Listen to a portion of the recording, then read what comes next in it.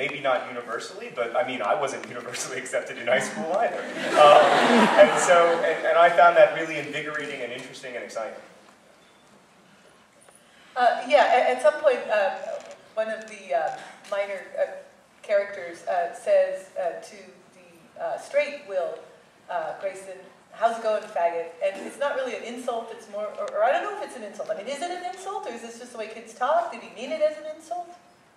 I think it's the way kids talk. I don't know. I'd be interested to know what you think about that. I'm trying to remember it. It's in my chapter. It's in your chapter, so I'm like, I can sleep away at that. Well, I wanted to get at the way that teenagers can very casually use very hurtful language, and they don't see it as an insult, but the fact that you don't say it as an insult doesn't mean it's not an insult. Like if you say something racist, and then you say, "I don't mean that racistly," it's still racist. And that's even more of a problem, I think, with regard to homophobia, because the word gay in particular is so often used as a synonym for lame or uncool or whatever. Don't be so gay or whatever. That's the fact that you don't mean that homophobically does not change its essential homophobia. But what's interesting is that the Will Grayson character, after the kid says something else, after, "Hey, how's it going, faggot?" he goes, "Well, I guess they're still my friends." So he doesn't seem to take it as, and I just right, yeah, he doesn't take it that way. Yeah, yeah, he doesn't. And there are a few times in the novel when it's like that. Right. I mean, again, I think it does go to intention, and it goes to. So I mean, I think with my Will and a lot of my characters in other books, I mean, it is about claiming a bad word as your own. I mean, like I love when Green Day says, "Yeah, I'm the fag in America." Like I on my fist, I'm like, "Yeah, you are." But I think that's meant totally in a like, you know what, you think of me this way, well, fuck you. This is who I am, and it's great. And I think that most of my books, and I think certainly in Will Grayson, there comes a time where there are terms that sort of from the wrong mouth would be really hurtful and really hateful, but at the same time it turns it around. I mean, one of the things we keep saying on tour, one of the scenes we keep reading on tour is this great moment in one of John's chapters where his Will calls Tiny Cooper a cocksucker, and Tiny Cooper's like, "That's not a derogatory term." Like, and unfortunately, I'm not one yet.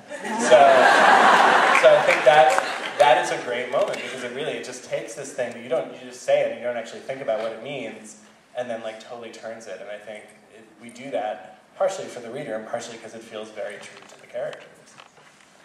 Now, are you guys like adults who are masquerading as teenagers, or teenagers who are masquerading as adults? What do you think? I mean, I really think, this will surprise people who watch my videos maybe, but I really think of myself as a complete adult. That's such a kid thing to say. I'm a grown-up.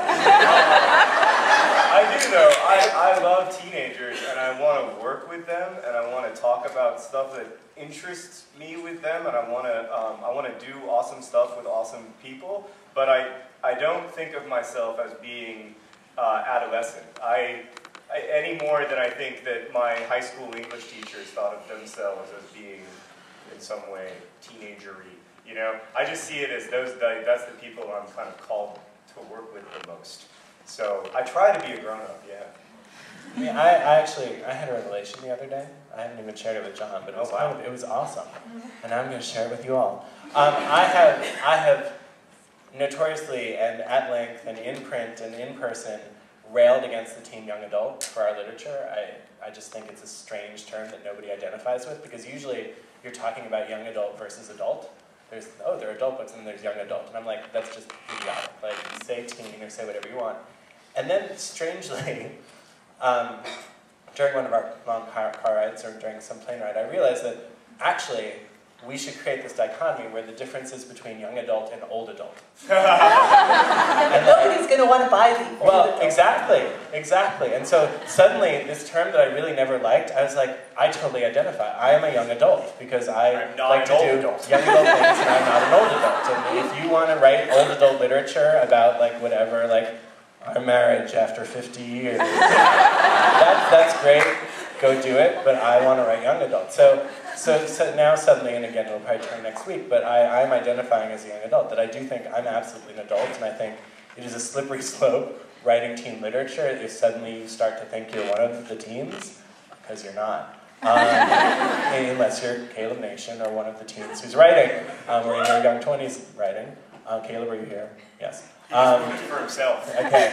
So